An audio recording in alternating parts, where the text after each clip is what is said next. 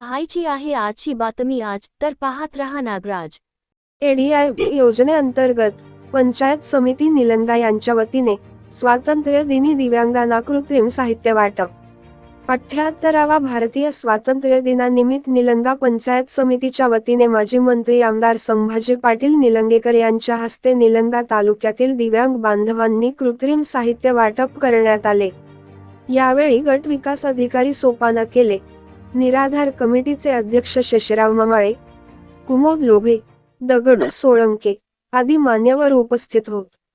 सुरुवातीला शासनाच्या विविध योजनात उत्कृष्ट कार्य केल्याबद्दल विविध विभागातील अधिकारी कर्मचारी यांना प्रमाणपत्र देऊन गौरविण्यात आले।